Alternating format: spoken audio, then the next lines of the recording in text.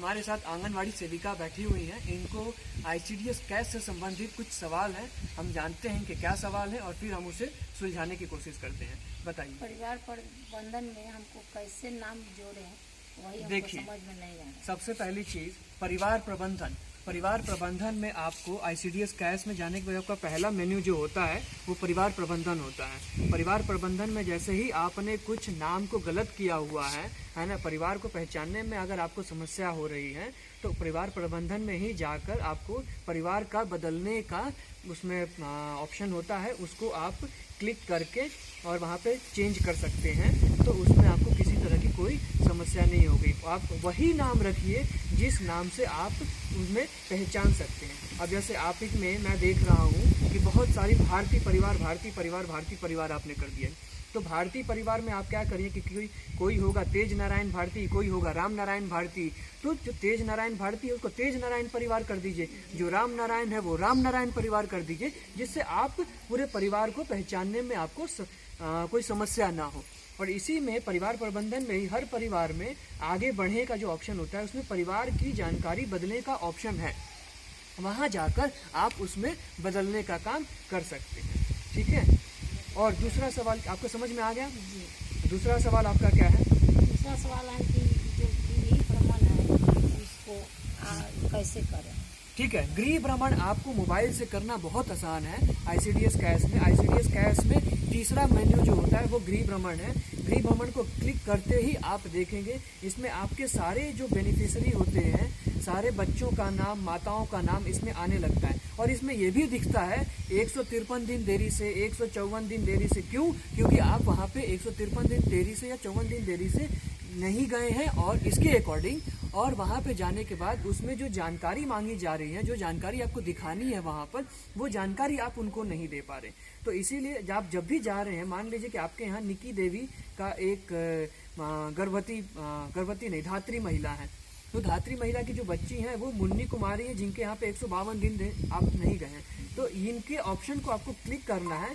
ये ऑप्शन को क्लिक करने के बाद ही आप यहाँ पे देखेंगे आगे बढ़े का ऑप्शन आते ही यहाँ पर संपूरक आहार की जानकारी उनको देनी है ना। तो संपूरक आहार की जानकारी आप दे सकते हैं और उसी में हाँ ना करके अलग अलग तरह के सवाल इसमें होंगे। वो सारे सवालों के हाँ ना करके आपको जवाब देने हैं और जवाब देने के बाद ऑटोमेटिक उसमें हर तरह के ऑप्शन आ जाएंगे कि आपने उनको किस तरह का टीकाकरण दिलवाया, किस तरह का टीकाकरण नहीं दिलवाया, फॉलिक एसिड टैबलेट दिया गया, नहीं दिया गया। तो वो सारे सवाल जवाब आपके इसी के माध्यम से हो जाएंगे। और मैं आपको एक और अच्छी जानकारी दे रहा हूँ, आप एक बार जब ICDS कैश मोबाइल के माध्यम से जब आप जाएंगे फील्ड पे, आप गृह भ्रमण करेंगे, आपको इतना अच्छा लगेगा क्योंकि आपको हर तरह के सवाल इसमें मिल जाएंगे। और जो सवाल यहाँ पे आपको मिलेंगे, आपको पहले से तैयारी करके जाने की जरूरत नहीं है कि मैं फलाने के घर पे जाऊंगी तो वहाँ पे मुझे किस तरह के सवाल पूछने हैं, वहाँ पे जाने के बाद मैं क्या करूँगी क्या नहीं करूँगी। तो हर तरह के सवाल आपको गृह भ्रमण में मिल जाता है।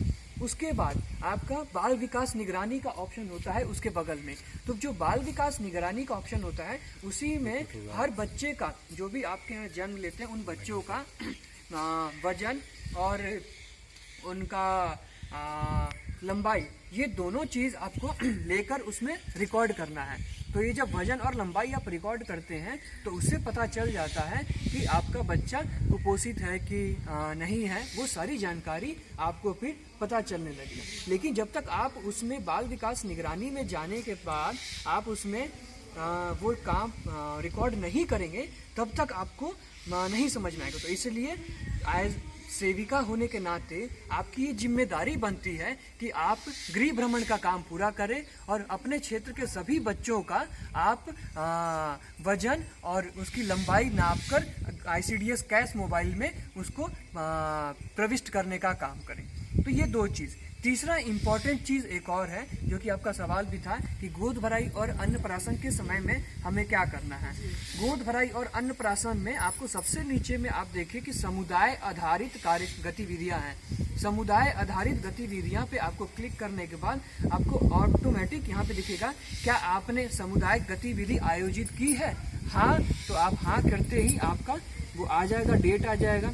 तो डेट आने के बाद आप आगे बढ़ने के बाद उसमें ऑप्शन आ जाता है कि आप अन्नप्राशन करा रहे हैं या फिर गोद भराई करा रहे हैं तो अन्नप्राशन या गोद भराई जो भी हो उसमें क्लिक करके आप आगे बढ़ के और आपको ऑटोमेटिक उसमें अपने आप जो बेनिफिशियरी है उसका नाम भी आ जाएगा।